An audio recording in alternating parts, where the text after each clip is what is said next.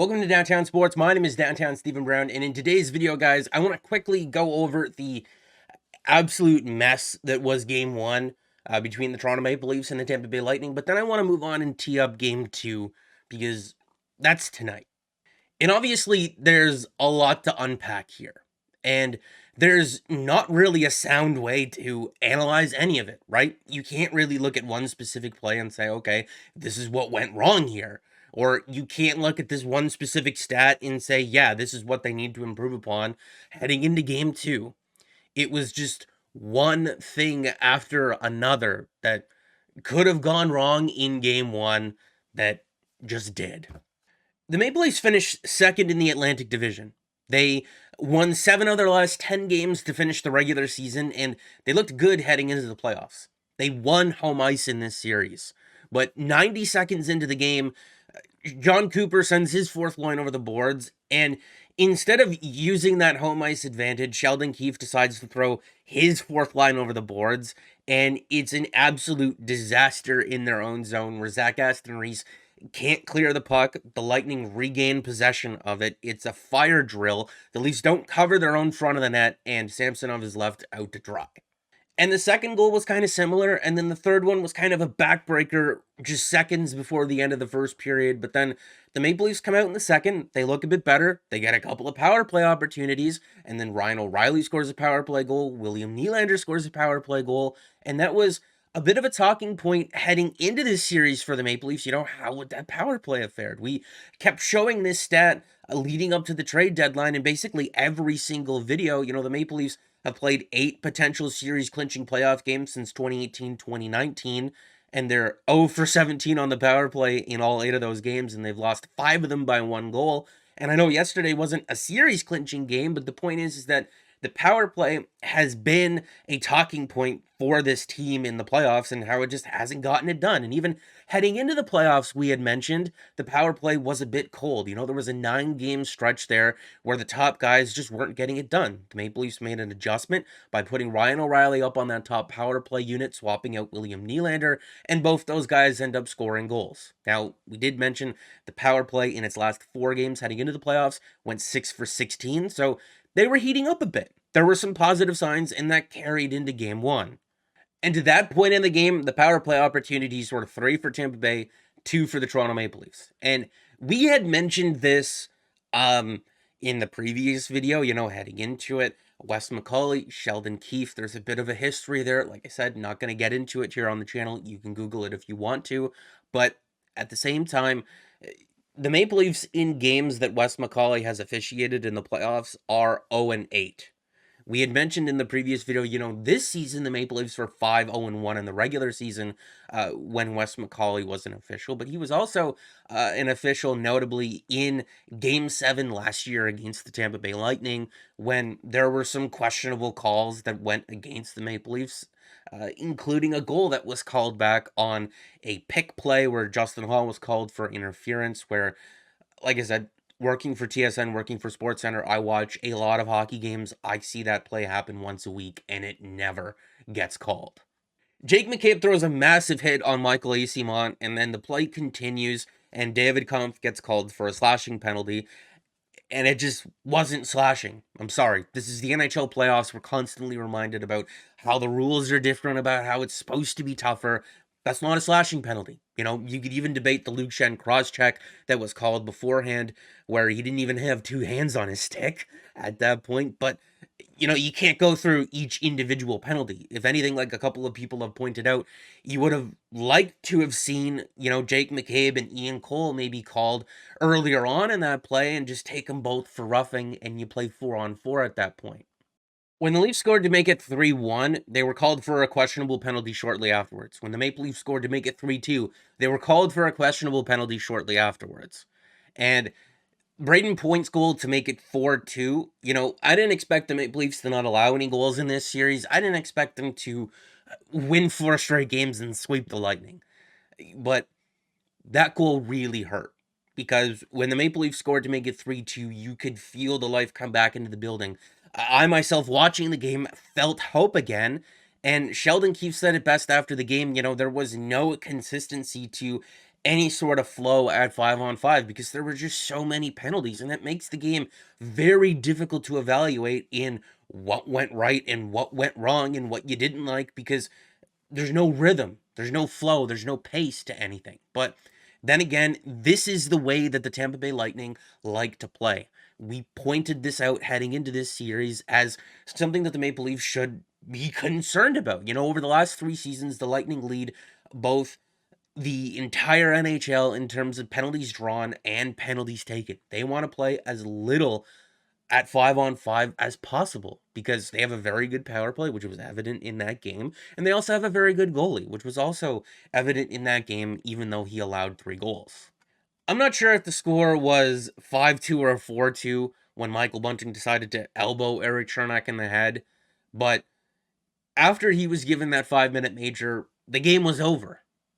And we had talked about it leading up to this series is something that the Maple Leafs should have been worried about. You know, how the Lightning were going to target Michael Bunting, how the refs were going to treat him. Because in the last month and a half of the regular season, the refs were clearly making an example out of him. He led the NHL in terms of 5-on-5 penalties taken and drawn. But over the last month and a half, every time he drew a penalty, he was called for a coincidental minor, whether it made sense or not. You know, there were times where he was pulled out of scrums and given a penalty, even though he did absolutely nothing. You know, he was going limp in scrums and letting the other team punch him, and he was still getting called for nonsense. But in this game, already he had drawn a penalty against Eric Cernak, and things were looking up. They were heading in the right direction. That's when the Maple Leafs started to turn the game around. But we've anointed Michael Bunting as this great pest, this great agitator, but he's not. Clearly, from this one play, because the great pests and the great agitators in this game, they know where the line is and they don't cross it. You know, maybe sometimes you get caught, you know, you can't get away with anything, but if you wanted to play physical, what was wrong with the couple of hits that Jake McCabe threw in this game? You know, he threw a couple big hits. Austin Matthews stood someone up along his own blue line. Noel Acciari threw a couple of hits as well. What was wrong with a play like that? Why'd you have to elbow him in the head? And now he's suspended for 3 games, and the Maple Leafs are missing a key part of their lineup here. The forward depth for the Maple Leafs on their left side was already pretty thin, right? And now they're going to be missing 23 goals from the lineup. And they're going to be missing somebody on the power play as well. And I know that Eric Cernak's not going to be playing in game 2. He left game 1. Victor Hedman is also a game time decision for game 2. You know, Hedman and Cernak were the Lightning shutdown pair against the Maple Leafs last year. And they may not play in game 2. And even if they do, they're not at 100% anymore, which is an advantage for the Leafs. But I'm not cheering for injuries on the Tampa Bay Lightning. I want to just cheer for the Leafs to be good. Was there a way that Michael Bunting could have played a physical game that could have taken a pound out of the Lightning or a chunk out of the Lightning without getting suspended? Yeah. And that's all the point is here.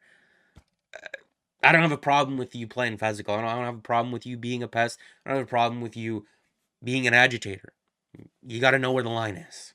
We talked about the power play as being a positive that you could take away from this game, you know, scoring 2 goals. If you wanted to take just one more away from it, because I don't think it's possible to find a third, Morgan Riley had quite a good game playing with Luke Shen. And we had talked about it in the previous video and in a video that we did a couple of days before that, talking about the things that the Maple Leafs should be, you know, worried about heading into this playoff series because he hadn't played well. And the entire season has kind of been a letdown for him, and we're not sure if that's injury or not. There was a stretch between January and February where he was playing a lot better, looking a lot like himself, but ever since the trade deadline just has not been good, and that's been in an elevated offensive role. You know, the whole idea of playing Jake McCabe with TJ Brody and then Mark Giordano and Justin Hall is so that you could get Morgan Riley all the offensive zone opportunities in the world, and if he's not good defensively, well, don't worry about it, because you don't got to play him there.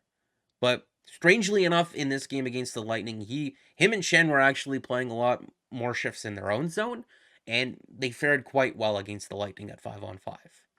So out of the 3 things that we talked about, the Maple Leafs maybe needing to be worried about heading into this playoff series, the power play and Morgan Riley were actually good in game 1, but The Lightning taking and drawing a lot of penalties and specifically targeting Michael Bunting. I don't think that one could have gone worse. Something else to note on that penalty front is that Wes McCauley won't be one of the officials in Game 2 in Toronto. It's going to be Eric Furlat and Trevor Hansen, but I believe Furlat was the other official on the ice with McCauley in Game 7, and he was the one that called the pick interference play on Justin Hall on the John Tavares goal that got called back. So I don't know how much better that is or if it bodes well for them, but their record with him as one of the officials in the playoffs is at least 4-6 instead of 0-8. And I don't know of any bad blood between him and Sheldon Keefe. So again, if you want to know what that is, you can Google it. I'm not going to get into it here on the channel. And obviously, with Michael Bunting being suspended for 3 games, the Maple Leafs needed to make a change to their lineup, and that's Matthew Knies drawing in next to Ryan O'Reilly and Nola Chari, which I like, but Alex Kerfoot with John Tavares and William Nylander, I mean, it's like the Leafs have beat that horse so dead, they have tunneled to the center of the earth. But seriously, the Kerfoot Tavares Nylander line over the last 3 seasons that's been a combination, they've been on the ice for 31 goals for, 30 goals against. They're outscoring the opponents by 1 goal in heavy offensive zone minutes in secondary matchups. Because you got to remember, if that's a line combination, that means that Matthews and Marner are playing together and drawing all of the top matchups. And if you just want to look at this season and not over the last 3 years, they're tied 5-5. I just I don't know what Sheldon Keefe sees in that combination. Like, why not try Matthew Knies there? Maybe that's something that he does in game. I mean, I hope it is because, like I said, I hope I'm wrong. I hope they pot a couple of goals with those 3 guys on the ice, but I don't see it. But also, Sheldon Keefe needs to do a lot better job getting the right matchups because that's why you have home ice, right? In 90 seconds into the game, if Cooper throws out his 4th line, don't throw your 4th line out too. Throw Matthews out onto the ice. Please. I saw some people saying that Justin Hall should have been a healthy scratch for game 2 because he was on the ice for 6 goals against. And then I saw other people saying, okay, well, if Keefe doesn't want to scratch him, maybe they go with 11 forwards and 7 defensemen instead. So then you can mix in Timothy Liljegren there and maybe limit Justin Hall's ice time or anybody else's ice time on that blue line that's kind of struggling. But if you look at the 5-on-5 numbers, and again, it's hard to evaluate anything from that game because the pace of play and the rhythm was just not there. Like Sheldon Keefe had said after the game, the numbers for Giordano and Hall weren't necessarily that bad, but they didn't look good on any of the goals that went in. And anytime you're on the ice for 6 goals against in a game, um, it's not good, no matter what the numbers are saying. And then the last thing being is that Samsonov will start game 2, even though he was pulled to start the 3rd period in game 1. Like I said, it's very hard to evaluate anything in that game. He definitely was not good, and he definitely will need to be better if the Maple Leafs want to come back in this series. So game 2 is the opportunity there. I guess you could look at it as it can't possibly get any worse, but at the same time, I'm not tempting fate, right? And I know Victor Hedman is a game time decision. Eric Cernak already ruled out for game 2. Even when those guys get back into the series at some point, they're not going to be at 100%. The Maple Leafs need to be able to capitalize on that. You know, Victor Hedman played through a torn meniscus in last year's playoff. So whatever's keeping him out of the lineup here, maybe the nature of the injury is different, but it can't be something small. I've finally gotten around to watching Ted Lasso recently, and I'm just about done with season 1. And for all the things that don't make him a soccer coach, there are a lot of things that just make him a good coach in general. I know he's a fictional character, but at the same time, you know, he makes the point, you got to be like a goldfish. Goldfish has the shortest memory, I believe, in terms of any animal out there. You got to be a goldfish. It's just one game. Whether you lose 7-3 or 1-0, it doesn't make a difference. It's one game, it's a loss. You move on. And I understand if you're disappointed or angry or frustrated with that sort of sentiment, but this is where we are right now. I don't think anything I can say is going to make you feel better. The only thing that's going to make you feel better is if the Leafs win. And there's potentially 6 more games left in this series. All they got to do is win 4 of them. Just can't seem to win the fourth one. But trust me, I do understand it. I was watching the game Tuesday night at work in the TSN newsroom. I was getting ready to work on the Winnipeg Jets Vegas Golden Knights game, one of their series, and that game started at 9:30, so I got an opportunity to watch the bulk majority of the Leaf game. And I was just slowly melting into my chair. People were coming over and saying, "Hey, how you feeling? How's it going?" Stuff like that. And you don't know what to say. And that's the same sort of sentiment here on this channel. Because over the last 7 or 8 years, or however long it's been, the Maple Leafs have been doing this, just not being able to get over the hump. Maybe the first 3 or 4 times you're able to say something positive and can convey a positive message, and people can rally behind that and say, "Yeah, you're right. There's more good here than bad."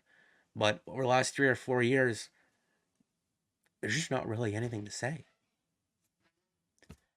So videos like this are difficult to make, you know, because you just don't know what to say. So if you're angry, I get it. Trust me. But hopefully they can come through and win game 2. But that's going to be it for the video, guys. Make sure to like the video if you did like it, and subscribe for more, because more is always on the way. And guys, I'll see you again in the next one. Go Leafs, go.